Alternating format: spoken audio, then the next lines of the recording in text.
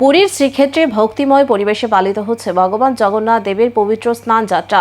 রত্নবেদী থেকে স্নান বেদিতে আনা হয়েছে চতুর্ধা মূর্তিকে। 108 কলস পবিত্র জলে মহাস্নানের মধ্য দিয়ে শুরু হয়েছে রথযাত্রার আনুষ্ঠানিক প্রস্তুতি। লক্ষ লক্ষ ভক্তের সমাগমে মুখরিত জগন্নাথ ধাম। পুরীর আকাশে ধ্বনিত হচ্ছে জয় জগন্নাথ। ভক্তি আর আস্থার আবহে শুরু হয়েছে ভগবান জগন্নাথ দেবের ঐতিহ্যবাহী স্নান যাত্রা। রীতি মেনে রবিবার ভোর থেকেই পুরীর শ্রীমন্দিরে শুরু হয় বিশেষ ধর্মীয় আচার।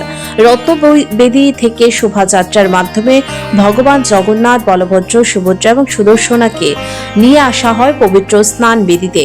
সেখানে ষোড়শ প্রচার পুজোর পর 108টি কলসের পবিত্র জল দিয়ে মহাস্নান করানো হয় চতুর্থা মূর্তিকে। ধর্মীয় বিশ্বাস অনুযায়ী আষাঢ় পূর্ণিমার এই স্নান যাত্রায় ভগবান জগন্নাথের আবির্ভাব তিথি। এই দিন মহাপ্রভুকে স্নান করানোর পর গজানন বা হাতি বেশে সজ্জিত করা হয়, যা হাতি বেশ নামে পরিচিত। এই বিরল রূপ দর্শনের জন্য দেশ বিদেশ থেকে লক্ষাধিক ভক্ত প্রতি বছর পুরীতে সমাবেত হন। মন্দির সূত্রে জানা যায়, স্নানের জন্য ব্যবহৃত জল আনা হয় মন্দির চত্বরে অবস্থিত ঐতিহ্যবাহী সোনার কূপ থেকে। চন্দন, কর্পূর, ফুল এবং বিভিন্ন ভেষজ উপাদানের সেই জল পবিত্র করা হয়।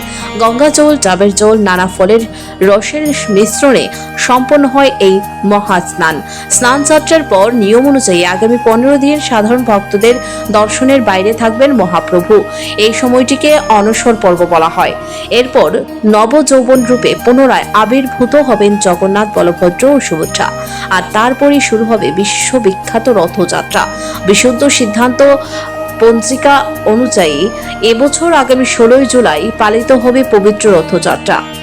ইতিমধ্যেই সেই উৎসবকে ঘিরে শুরু হয়েছে চূড়ান্ত প্রস্তুতি। স্নান যাত্রার পবিত্র আচার সম্পন্নের মধ্য দিয়ে পুরীতে শুরু হলো মহাপ্রভুর রথযাত্রার ক্ষণগণনা। এখন অপেক্ষা বিশ্ববন্দিত সেই মহোৎসবের। Bureau report, news vigilante.